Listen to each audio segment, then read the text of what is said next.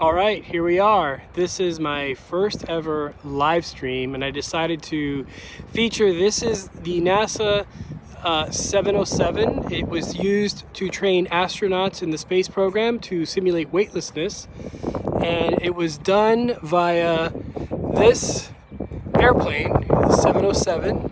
It's also nicknamed the Comet. You can see here, this is at Ellington Airfield near Houston, and it's hard to express the size of this airplane. That is the Lone Star Flight Museum in the background, and again, this is the 707 on static display. What's kind of interesting, it's called the Weightless Wonder, but the astronauts actually called it the Comet. Hey BVR, what's up, man? Thanks for the applause or the claps. You can see here, this is the flight profile of the Comet. Basically, they started at 25,000 feet or 26,000 feet at 350 knots. They would push over to 0G and they would enter 30 seconds of weightlessness and then go down in a 45-degree dive with a 2.5G pullout at 26,000 feet. So ideally, you would start and stop or finish at the same altitude. There we go. And again, this is one of the actual 707s used by NASA. And on static display here at the Lone Star Flight Museum, that's the museum in the background. They have a flying B-29, one of only two in the world. I just took a tour of it. And that was awesome. I got pictures. I'll be posting those in a little bit. Yes, the plane does bend exactly like the diagram on the nose. That's great. There's a lot of wind noise. I'm sorry, it's very windy. This is Texas, so I'm trying to cover hopefully that's better. I'm trying to cover the microphone. I'm using my phone. So apologies about the wind noise. Here again is the aircraft. And what is up, Badger? How you doing? Yes, the Comet, here it is. It's a Boeing 707 converted for use by NASA. So they hollowed out the inside. If you ever saw the movie Apollo 11, they filmed the zero-G scenes in one of these airplanes. I'm not sure if it was this exact aircraft, but one like this. And you can see here, cool beans that I'm doing a live stream. Thank you. I've been wanting to do this for a while, and I'll do more. There's the hatch, I guess, where you could come in by. Apollo 13, yes, I did say Apollo 11, that's the moon landing. How's it going, Rattlesnake? Yep, they filmed a lot of weightless scenes were filmed before they could do really good CG. They probably used an aircraft like this on loan from NASA. You can imagine the cost. Hey, Andreas, thank you. Thanks for commenting, as always, I appreciate it. So, what do you guys think? The NASA Comet. Stephen Hawking's too. Oh no. Yep, pretty cool. I'm sure the actors in the film crews got sick, probably more than once. I would guess. Weightlessness is a very unnatural feeling. So, again, he was sent up in it. Yes. Oh, Stephen Hawking went up in it. I didn't know that. Okay. Thank you. I'm glad to do the video. Apologize about the wind noise and everything.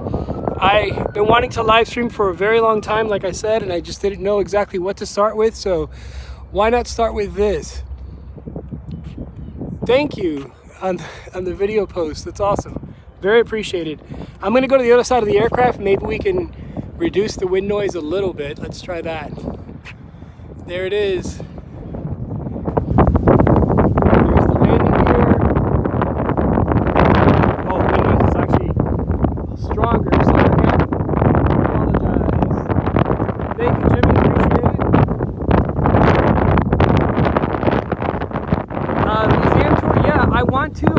I need to talk to them about that and get permission. I don't want to do that when there's a lot of random people around, but I will definitely talk to the Lone Star Flight Museum. Yes, this plane is huge. I'm literally walking around it right now. You can get an idea of the size.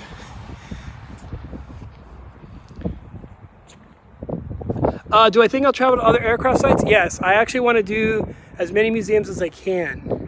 Great question. So, and there you can see the tail number at November 930 November Alpha. For those of you, you can actually do an N number lookup. If you search N number lookup and you search that number, you can find out when the aircraft was built, when it entered service, all that good stuff. Hello, it's the Myth. What's going on? And there's the jet engines. I wish I could remember right now what kind of jet engines the 707 used, but here they are. They've got the, they're obviously covered. Yes, the Sundowner's livery is amazing. And you can see they have built this.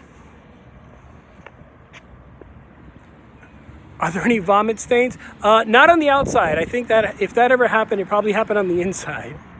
But good question. All right, let's go back around to the front, and we'll go back, for those of you that have just joined, we'll go back around to the diagram. Let's see. The flight profile.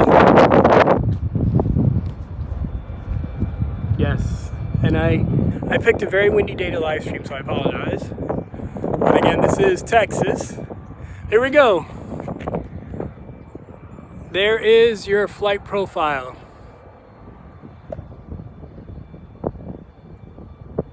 If I go to Arizona, yeah, that would be an all-day event. Oh, dude, I would love to go to the Boneyard in Arizona and just film all the airplanes they have out there.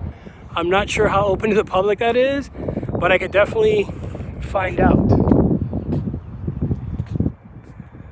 So, you guys are joining me on my very, very first live stream. I appreciate you guys tuning in. I appreciate the likes. I appreciate the comments. Thank you so much. Wanted to do something a little different, and let me know if you want to see more live streams. We'll definitely do that. How often would it do the diving process? That's a great question. I'm imagining as much fuel as they had, but I'm guessing at least 3 or 4 times. I really don't know the exact number. Sadly, the 707 did not carry AIM-54 Phoenix missiles. I'm not sure why. It should have. But of course, the 707 is also the KC-135. Julius is saying the engines are probably Pratt & Whitney J57s. That's cool. Spartan, what's up? We are looking at the NASA Comet. This is outside of Ellington Field. And I'll come back to the flight profile one more time. Hello. And it is an incredibly bright day today. So here, let's check out the... Are there any other museums? Yes, there are some other museums, and I do plan on checking those out. Look at those old little... Yeah, these are little bypass engines. Let's see. Yeah, probably an original test plane. Yeah, NASA tends to get like the older, from what I've seen, NASA tends to get the older Air Force stuff. So, let me try to zoom out here a little bit. There we go. And again, I just wanted to try this to see, if you guys had any interest in a live stream or live streams like this. So, this is really spur of the moment. I thank you again for checking everything out and watching. There's 31 people online now, which is awesome. I know the wind sound, I apologize. It's just very, very windy where I am. Tanya, why no windows? Because this was used for astronauts to do simulated 0G. So they would put the plane in a dive and the inside was all hollow. So they could actually practice 0G for 30 seconds. What's up, David? How you doing? Besides the B-29, what other significant aircraft? There's an F-4 Phantom. There's a MiG, I think, 17. A bunch of World War II stuff, a B-25, Piper Cub, Stearman, a lot of stuff. Yeah. So what kind of experiments? Juan, this was done for 0G training for the astronauts. So they would take the plane in a dive and, you know, simulate zero gravity. Yes, Osman, I'm sorry, it's shaky. It's very, very windy. I believe it's the F4D or Delta version of the Phantom. I got pictures of it. I'll post it on my community tab. That one is flying, and I want to actually contact them and see if I could get footage of the actual F4 flying. So this is, Tanya, this is at Ellington Airfield near Houston. So if you know airport call signs, it's KEFD, Echo Foxtrot Delta. Yes, thank you, Andres. A successful live chat. Yep, Ellington it is. All right, everyone. I really appreciate you guys jumping on and commenting. This was very spur of the moment. And thanks again for watching, and I'll do more live streams in the future. To answer the last question, this is at Ellington Airfield near Houston. Thank you, Mr. Bixby. Appreciate it. I'm streaming on an iPhone. So take care, everyone. Thanks again. Be well. Stay safe.